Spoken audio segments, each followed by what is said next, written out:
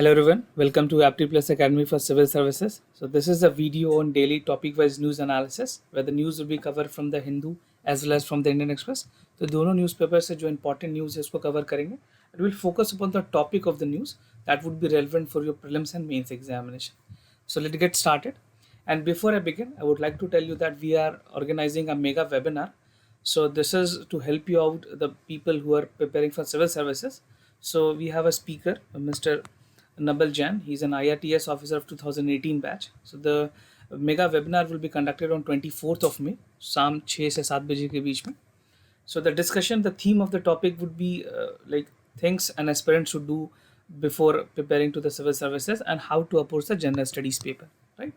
For more details, you can register yourself on this WhatsApp number, and the details are there in the description section as well. Now coming to the today's list, today's 21st of May. The topics for the discussion is self-reliance for the defense sector, NBFC, non-banking financial company liquidity plan, funding for MSME, the micro, small and medium enterprises, and testing for COVID-19, social security for women. So these are some of the important topics that we'll be discussing. And the same time we'll be having the MCQs question. तो जो कल के हमने सवाल किए हैं उसकी explanation आज करेंगे और कुछ नए question की भी practice करेंगे. And a mains question. So among all the 5 topics, there would be a mains question. Moving ahead with the first topic, that is self-reliance for the defense sector. और आप इस topic से related जो आप editorial पढ़ सकते हैं आज के हिंदू में, that is grasping the defense, India defense reliance nettle. So we will look into the other aspects of the news as well. So अभी रिसेंट फाइनेंस मिनिस्टर जो है हमारे, जो वित्त मंत्री हैं, उन्होंने अनाउंस किया to promote a self reliance in the defence production, कि how we can have a self defence production. जो हमारी मेक इन इंडिया इनिशिएटिव्स हैं उसको कैसे प्रमोट कर सकते हैं और इंडिया के जो डिफेंस सेक्टर है उसको कैसे सेल्फ रिलायंट बना सकते हैं. This is a long strategic demand और सिक्योरिटी कंसर्न को लेकर के इस तरह की बातें थी कि जो मेक इन इंडिया है उसका सबसे ज़्यादा जोर हमारा डिफेंस सेक्टर में होना चाहिए, right. So make in India initiatives is again something which government has advocated, और उनका जो पूरा कोशिश था कि जो डिफेंस सेक्टर है उसकी प्रोडक्शन इंडिया में ही की जाए. Now talking about most of the past decades, India is the worst largest arm producer, basically importer. अगर इंडिया की बात करें तो हम सबसे ज़्यादा इम्पोर्ट करते हैं किसी और कंट्री के मुकाबले, और जो हमारी टोटल शेयर है ग्लोबल में, so we account for almost 12% of the global arm import. तो विश्व में जितनी भी कंट्रीज़ और इम्पोर्ट करती है उसमें इंडिया 12% ऑफ टोटल इम्पोर्ट को कंट्रीब्यूट करता है. तो आप समझ सकते हो कि इतना हमें जब दूसरे कंट्री से इम्पोर्ट करना पड़ रहा है, और ये सारी चीज़ों की अगर डोमेस्टिकली इंडिया में मैन्युफैक्चर की जाए तो it again will help in boosting the technology and at the same time saving a lot of cost to the government of India. Fine. और जो कोविड-19 है उसके वजह से जिस तरह से सप्लाई चेन डिस्टर्ब हुई है, तो ये एक तरह से बेसिकली इंडिया के लिए एक अलार्म है कि we need to shift to the make in India initiative in the defence sector, right. Now indigenous defence equipments की बात करें, ऐसा नहीं है कि इंडिया ने कुछ डेवलप नहीं किया है. We have a wide range of subsystem that was developed. सारी चीज़ें ट्रायल में हैं, but again talking about the problem that was face in the technological upgradation, तो कुछ हर्डल्स देखने को मिले हैं that was introduced because of the foreign competitions, right. तो कुछ चीज़ें जो ऑलरेडी इंडिया की एक्सक्लूसिव है, इंडिजिनस है, उसमें है Akash, Nag, these are the missile system, light combat aircraft, light combat helicopter, artillery guns, radars, electronic warfare system and armed vehicle.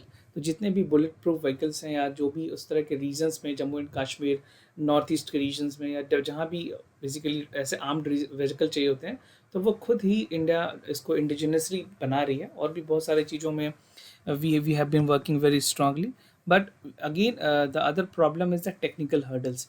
We need to upgrade it. So for that we need technology transfer. आपने TT के बारे में सुना होगा और हमने पहले tutorial में इसके बारे में डिस्कशन भी की है. जिस तरह से रफ़ाल में इंडिया ने बेसिकली टेक्नोलॉजी ट्रांसफ़र किया और रफ़ाल की बहुत सारी पार्ट्स जो थे that was being assembled in India itself, right. तो these are the important things that you should note. Now FDI impact की बात करेगा डिफेंस सेक्टर में, तो अभी लिबरलाइजेशन के बाद और अभी भी प्रेजेंट में जो फॉरेन डायरेक्ट इन्वेस्टमेंट है उसको बढ़ा दिया गया है. The upper cap limit for the automatic route is 74%. Right. पहले ये काफ़ी कम थी, अब इसको इंक्रीज करके 74% कर दिया गया है।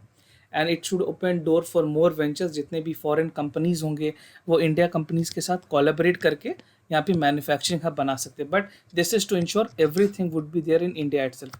तो मेक इन इंडिया को प्रमोट करने के ख्याल से, ना कि बाहर जा करके किया जाएगा। And it would sustain the domestic industries activities. जो हमारी डोमेस्टिक इंडस्ट्री एक्टिविटीज़ है, जो हमारी रिसर्च है, डिज़ाइन है, जो मैन्युफैक्चरिंग सिस्टम है और जो सब सिस्टम है, उसको सस्टेनेबल तरीके से बूस्ट किया जाए और एक रोबोस्ट सिस्टम बनाया जाए डिफेंस सेक्टर का। ना कुछ इंपॉर्टेंट कंसर्न्स रेज किए गए हैं और जो डिफेंस सेक्टर से रिलेटेड एडिटोरियल में भी डिस्कस है। तो Indian government has approved almost 200 defence acquisition, जिसकी अगर टोटल वैल्यू लगाएं तो it would be over 4 trillion, right. And most of this is relatively at the early stage of processing. So यहाँ पे भी already we have invested a lot, agreement already in place है। So delay will now have provide an opportunity to re-examine them and to prioritize the indigenous research and development। जब चीज़ें delay हो रही है, कोविड-19 के बाद लॉजिस्टिक सपोर्ट्स नहीं मिल रहा है, जो जिस एग्रीमेंट जिस कंट्रीज़ के साथ थी वो एग्रीमेंट वहीं पे रुकी पड़ी है। तो अगर ये चीज़ें इंडिजिनस होती, इंडिया के पास होती अगर ये कैपेबिलिटीज़, तो अभी तक हम इस पर आगे बढ़ गए होते। And the decision to corporatize the Ordnance Factory Board is the another over long due reforms। तो बात की गई थी कि जो हमारे इंडियन ऑर्डिनेंस फैक्ट्री है उसमें भी उसको पूरी तरह से रिवैम करने की ज़रूरत है। अगर ज़रूरत हो तो उसको थोड़ा कॉर्पोरेटाइज किया जा सके, राइट, कुछ इन्वेस्टमेंट्स के थ्रू, कुछ स्टेक्स के थ्रू, ताकि इसके लेवल को भी इंक्रीज़ किया जा सके। और पिछले कुछ डिकेज में ये देखा गया है कि जो हमारे ऑर्डिनेंस फैक्ट्री है, they have been a backbone for the indigenous supply of the armed vehicle. तो जितने भी चीज़ें हैं, जैसे मैंने आर्म्ड व्हीकल बताया, या भी जो नाग इस तरह के मिसाइल्स बनाए जाते हैं, so they are been taken care by the ordnance factory itself. तो इंडिया में जितने भी डिफेंस इक्विपमेंट्स हैं वो ऑर्डिनेंस फैक्ट्री में ही मैन्युफैक्चर्ड होते हैं, राइट। नाउ वे फॉरवर्ड के तौर पे अगर आप समझना चाहें तो India should have a robust defence manufacturing capacity. तो सबसे पहली बात है, हमारे को मैन्युफैक्चरिंग हब बनाने के लिए इंफ्रास्ट्रक्चर, जो बॉटलनेक्स है, जो टेक्नोलॉजिकल ट्रांसफ़र है, जो टेक्नोलॉजिकल अपग्रेडेशन है, उसके तरफ आगे बढ़ा जाए। साथ के साथ talking about the development that need to come from thriving the indigenous defence industry and that need an overhaul existing in the regulation and practices of the Indian defense system। और एक long perspective talking about the requirement of the arm forces. तो यहाँ पे clear picture है कि at this point of time we only need the indigenous development, indigenous procurement, and that should be through the make in India initiative, right. Now DPP जो defence procurement procedures हैं, उसमें 2020 में ये कुछ चीज़ें इनक्रॉड जो बेसिकली इनक्रॉड किया है। तो that promote looking the strategic partnership between the India and foreign companies. So these things will be incorporated to give a guideline, so how this will function. तो एक रोड मैप होगा जो कि फॉरेन कंपनीज और India companies collaborate करके एक cooperative effort के साथ काम कर सकेंगी। And government would again help to address the vulnerabilities. जो वनरेबिलिटीज़ है, जो स्ट्रैटेजिक, जो नेशनल सिक्योरिटी कंसर्न्स है, उसको कैसे एड्रेस किया जा सकता है। This is again some of the important thing that should be at the earliest look in the government की जो भी पॉलिसीज़ है, जो भी डिपार्टमेंटल कमिटीज़ है, जो कैबिनेट कमिटी ऑन सिक्योरिटी है, right.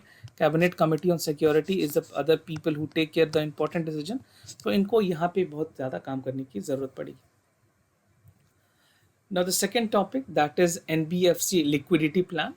So as you know NBFC में कुछ changes आई है, कुछ liquidity plan है, उसको लेकर के आप एक न्यूज़ हिंदू में भी पढ़ सकते हैं। This is the topic, cabinets okay NBFC liquidity plan। But before I proceed, I'd like to tell you what exactly is the NBFC।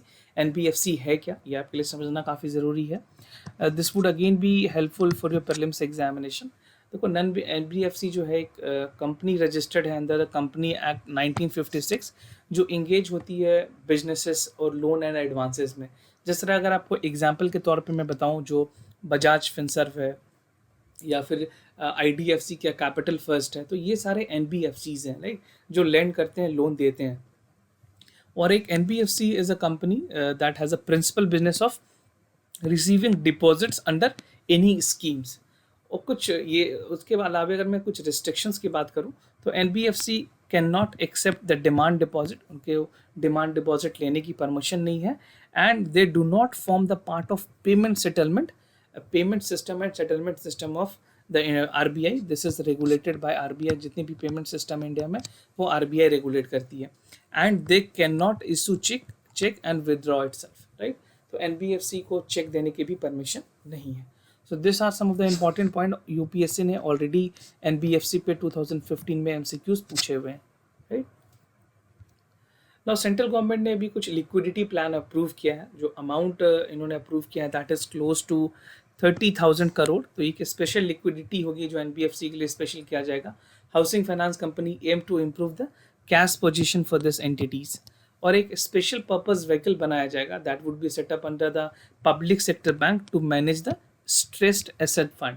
जो SAF है उसको कैसे बेसिकली रेगुलेट किया जा सके. सो this would be implemented by the department of financial services. So India की जो ministry of finance है उसके अंदर जो डिपार्टमेंट ऑफ फाइनेंशियल सर्विस है वो इन सारी चीज़ों को डील करती है. अब आपको मैं बताता हूँ कि स्पेशल पर्पस व्हीकल है क्या. ये एक तरह का व्हीकल होता है. बेसिकली ये एक स्पेशल पर्पस एंटिटी है that is a subsidiary that create a parent company to isolate the financial risk. अगर कोई भी फाइनेंशियल रिस्क है तो उसको कैसे कवर किया जाए, एक तरह से ये एड के तौर पे काम करता है. And it is a legal status. Separated company make obligation to secure even the parent companies go bankrupt. अगर कोई पेरेंट कंपनी बैंकरप्ट भी चली जाती है तो स्पेशल पर्पस व्हीकल के थ्रू उस कंपनी को सपोर्ट फाइनेंशियली किया जा सकता है. सो this is what special purpose vehicle mean. Now moving to the other topic, funding for the MSMEs. सो यहाँ पे जो micro small and medium enterprises है उससे रिलेटेड आप न्यूज़ भी पढ़ सकते हैं. सो जो टाइटल है न्यूज़ की that is cabinet approve 3 lakh crore funding for the MSMEs. So this is there in the Hindu. तो यूनियन कैबिनेट ने 3 लाख करोड़ रुपीज़ दिए हैं MSME सेक्टर्स को. और जो national credit guarantee trustee company है वो गारंटी करेगी कि क्रेडिट दिया जाए जो हमारे micro small and medium enterprises हैं. और दूसरे कुछ इंपॉर्टेंट चीज़ें जो डिसीजन ली गई है, other important decision that is 3,110 crore for the distribution of extra food grains and about 8 crore migrant worker with their families, right. और जो फाइनेंस मिनिस्टर ने यह डिसीजन लिया उसमें एक पार्ट ये भी है कि 20 lakh crore rupees would be the economic package. ये जो डिसीजन आया है ये सरकार ने जो 3 लाख करोड़ रुपीज़ दी है तो ये 20 लाख करोड़ जो प्राइम मिनिस्टर ने अनाउंस किया था 12 मई को उससे ये चीज़ें यहाँ पे डिस्ट्रीब्यूट की गई है. Okay. And the interest rate of the loan can again extended by the bank that is cap to 9.2%. तो ये कैपिंग बैंक को मैंडेट करनी पड़ेगी. और जो NBFCs हैं उनके लिए अभी फिलहाल के लिए 14% कैपिंग रखी गई है, right. Now under the scheme 100% guarantee coverage would be there. तो जो हमारी national credit guarantee trustee limited है that would be required for to find the eligible MSMEs. और जो इंटरेस्टेड बॉर्वर्स हैं उनको मुद्रा स्कीम के थ्रू या फिर जो गारंटेड इमरजेंसी क्रेडिट लाइन है जिसको GCL भी कहते हैं उन फैसिलिटी के तहत सारे MSME को लोन या जो अमाउंट है वो प्रोवाइड कराने होंगे. और जो टेनोर होगी इस लोन की that would under the scheme would be for 4 year. और जो मोराटोरियम है that would B only for 1 year. तो सिर्फ 1 साल तक के लिए डिले किया जा सकेगा प्रिंसिपल अमाउंट को.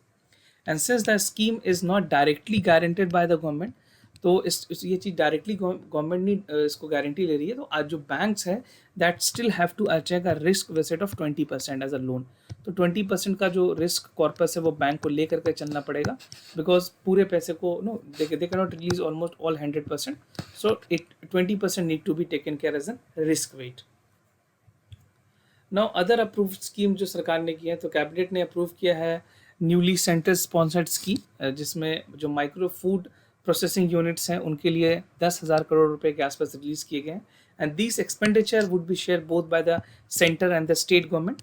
तो जो सेंटर कंट्रीब्यूट करेगी वो 60% and the basically the state would be contributing close to 40%. So this sum ups to 100% share ऐसे, राइट. और जो स्कीम है this would be implemented in 5-year period and this would benefit 2 lakhs of the self help group farmer organisations, fine. And इसी में प्रधानमंत्री मत्स्य संपदा योजना है जो कि ऑलरेडी इस बजट में भी अनाउंस हुई थी to develop the fishery sector in the next 5 year. So this time would again increase. जो भी डेडलाइन रखी गई है उसमें टाइम कम से कम आप 2 से 3 साल मान के चलो. So this would be increasing because of the COVID-19, right. Now moving ahead, the other topic is testing and COVID-19. So this is by Amartya Lahariya and Urjit Patel. तो यहाँ पे बात की गई है किस तरह से टेस्टिंग का क्या इंपॉर्टेंस है और दूसरी कंट्रीज क्या टेस्ट कर रही हैं उसके बारे में जानकारी दी गई है यहाँ पे. So the focus is on testing and this is the only solution to contain the COVID-19 infections. और जो यूनिवर्सल टेस्टिंग है is likely to be the world wide phenomenon, क्योंकि आज all the major developing economies and developed economies are relying on the testing. Okay, so this is a medical, अगर India की बात करें तो यहाँ की जो मेडिकल इंडस्ट्रीज़ है अगर वो अपनी कैपेसिटी को बिल्ड करे और ज़्यादा, और जो चीफ टेस्टिंग किट्स हैं, जो सस्ते टेस्टिंग किट्स हैं, अगर उसको और ज़्यादा बनाया जाए तो ये हमारे बायोमेडिकल इंडस्ट्री के लिए एक बूम हो सकती है. Because will be not only catering India, will be catering to the world wide, right. और भी ऐसे कंट्रीज़ हैं, जैसे हमने जो मलेरिया की जो टैबलेट्स हैं, जो हाइड्रोक्सी क्लोरोक्विनीन के जो टैबलेट्स हैं, या जो रेमडेसिविर जो मेडिसिन हमने दूसरे कंट्रीज़ को, यूनाइटेड स्टेट्स को, स्पेन को, कंट्रीज़ को दिया है. तो यहाँ पे एक इंडिया इंडस्ट्री के लिए में बेसिकली एक नया अपॉर्चुनिटी है कि अगर हम अच्छे टेस्टिंग किट्स बना पाएँ तो हमारी बायोमेडिकल इंडस्ट्री एक बूस्ट ले सकती है. And the pandemic could also basically do have a biomedical industry. जिस तरह से Y2K हुआ था, आपको याद होगा, जो IT सेक्टर में एक स्केयर आई थी 2000 ऑलमोस्ट 1999 में ये चीज़ें हुई थी. सो तो this is something biomedical industry can also be taking acknowledge of it. और यहाँ पे ज़रूरत है कि बायोमेडिकल इंडस्ट्री किस तरह से बूस्ट करे पेंडेमिक के सिचुएशन में. ना अगर टेस्टिंग फिगर की बात करें तो इंडिया में ऑलमोस्ट अराउंड 21 टेस्ट किए जाते हैं पर 1000 पे. This is on the daily basis. अभी गवर्नमेंट इसको इंक्रीज करेगी. So this figure is only for the 1000 people. This is not an absolute figure कि इंडिया में सिर्फ 21 ही टेस्ट हो रहे हैं, क्योंकि आपने डेली न्यूज़ में देखा होगा कि 5000 के आसपास इन्फेक्शन रोज आ रहे हैं, right. So this is not sum, but this is the figure for 100,000 people. और अगर बात करें जो कॉस्ट ऑफ PCR टेस्ट है, जो पॉलीमर चेन रिएक्शन जो होता है, उसकी जो प्राइस है that again is a huge. That cost around, जो ऑफिशियल फिगर है उनके मुताबिक 1000 to 2500, but the hospital people use to charges somewhere close to 4000 rupees, right. And US is aiming to make, जो अगर यूनाइटेड स्टेट्स की बात करें तो वहाँ पे डेली 1 मिलियन ऑफ टेस्ट किए जा रहे हैं. इसी वजह से वहाँ पे जो केसेस हैं वो भी ज़्यादा रिपोर्ट हो रहे हैं. और जर्मनी ने almost half test centres, they have already have walk in the test centres. तो वॉक इन टेस्ट सेंटर्स भी बनाए ताकि ज़्यादा से ज़्यादा लोग टेस्टिंग में आ सकें, and they could easily track whom they are infected and how much of them need to be isolated and quarantined, right. Now conclusion के तौर पे कि बेसिकली जो increased COVID टेस्ट है that is globally need to make of the people safe. How we can make people safe? Until and unless the tracking is not there, everyone is susceptible to the infection. And virus currently do not have a treatment. अभी तक हमारे पास कोई safe vaccine नहीं है. अभी Britain में जो already trial चल रही ह्यूमन ट्रायल, उसके रिजल्ट्स अभी आए नहीं हैं. ऑलरेडी जो हमने पहले मंकीज़ में टेस्ट किए थे उसमें कुछ सक्सेसफुल हमें मिली है, जो रैट में किए गए थे उसमें सक्सेसफुल मिली है. But again talking about the human trial, we do not have any concrete result. तो प्राइवेट प्लेयर यहाँ पे एक बहुत ही क्रूशियल रोल अदा कर सकते हैं, and they need to government refrain from the licence permit raj. और सरकार को ये देखना होगा कि जो प्राइवेट कंपनीज हैं उनको लाइसेंस राज से दूर रखा जाए. Because if there would be more bottlenecks, more red tapism, तो होगा क्या कि बेसिकली कंपनीज फिर ज़्यादा आना पसंद नहीं करेंगी, right. So the point is that अभी परमिट राज हटाया जाए, जो लाइसेंस हैं, जो अदर NOCs के जो प्रोसीजर्स हैं उनको कम किया जाए, और बायोमेडिकल इंडस्ट्रीज़ को ज़्यादा से ज़्यादा प्रमोट किया जा सके. Now the other important topic, that is social security for women. This is there in the Indian Express. So this is again an important one. यहाँ पे बात की गई है वुमेन के लिए सोशल सिक्योरिटी के लिए सरकार क्या कर रही है. सो बात करें प्रेजेंट में बहुत सारी इनफॉर्मल सेक्टर में अभी भी जो लैक ऑफ सोशल सिक्योरिटी देखी गई है और उसको ज़रूरत है एड्रेस करने की. अगर परसेंटेज पे बात करें तो 90% of the working people in the country are engaged in the informal economy, right. And most vulnerable to these are women because who suffer with the multiple disadvantages. वहाँ पे उनको wages कम दिया जाता है compared to men, और भी बहुत सारी चीज़ें हैं. So they are again under disadvantage, and despite their contribution to the economy, they do not have the social protection. तो यहाँ पे सरकार को ये इंश्योर करना होगा ताकि जो सोशल प्रोटेक्शन है वो फीमेल्स के लिए भी इंश्योर किया जाए. And social security in the all informal work including the migrants have been a long standing demand. जो माइग्रेंट वर्कर है, जो माइग्रेंट लेबरर्स हैं, उनके लिए भी सरकार को ध्यान देने की ज़रूरत है, so that they are self employed. अगर एसोसिएशन की बात करें तो self employed women association, they have taken care of it. और जो नेशनल यूनियन है उन्होंने इस बात को पुरजोर कहा है कि there should be a social security for all the unorganised people. और WHO के कमीशन के मुताबिक जो सोशल डिटर्मिनेंट्स हैं हेल्थ के, which has now become a global standard for public health in many countries. So WHO की भी recommendation है कि social determinants on health is again very important and that need to be taken care with a public health emergency. Now अगर expert committee की बात करें तो expert committee बनी थी इस पे, high level expert committee group. उन्होंने यूनिवर्सल हेल्थ कवरेज पे कुछ अपने रिकमेंडेशन दिए। साथ के साथ उसके बाद जो हमारी नेशनल हेल्थ पॉलिसी है 2017 में, उनके मुताबिक जो परसेंटेज सेट किए गए हैं जीडीपी की पब्लिक हेल्थ के लिए, that is 2.3%, 2.5 to 3%. At present, India is only investing 1.17% of the GDP to the health sector, right. So इसको बढ़ा करके 3% तक करने की ज़रूरत है।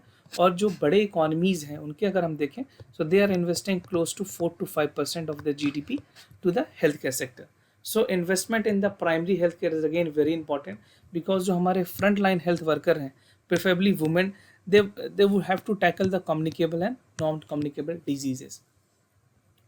नाउ स्टेट्स के इनिशिएटिव्स की अगर बात करें, कुछ इंपॉर्टेंट स्टेट्स हैं जैसे केरला, गोवा, सिक्किम और भी सारे स्टेट्स हैं, इन्होंने कुछ इनिशिएटिव्स लिए हैं कि जहाँ पे सिविल सोसाइटी है या कोऑपरेटिव्स हैं, उनके थ्रू लोगों को जो चैलेंजेस हैं उनमें कैसे हेल्प किया जाए।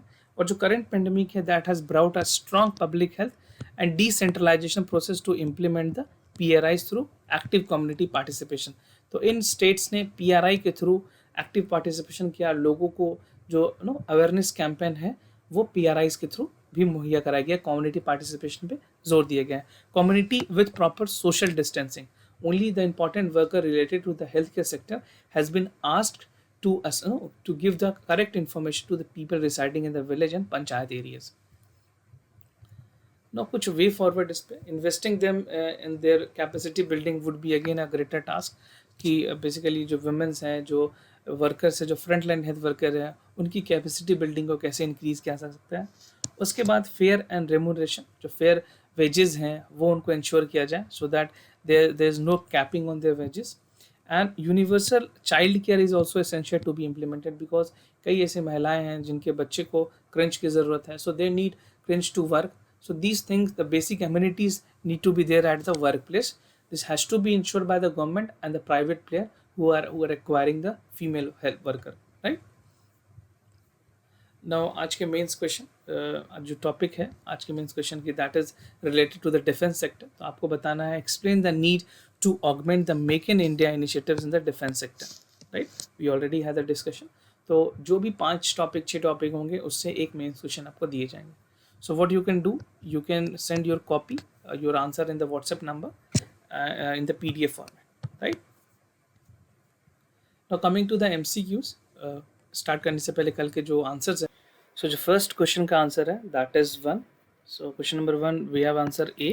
So the statement 1 is incorrect, that जो FCNR accounts है that is a term deposit account and not a saving account. और जो foreign currency non resident accounts होते हैं, they accept permitted foreign currencies, and FCRN accounts is a term deposit account and not a saving account, fine. और जो current risk है, that is change in the prices of the one currency in relation to the other currency is borne by the bank and they are fully revertible, so because ability to money abroad, ठीक है, to move abroad. So this is the explanation. Now the second question, the correct answer is C, right? Now moving to the today's question.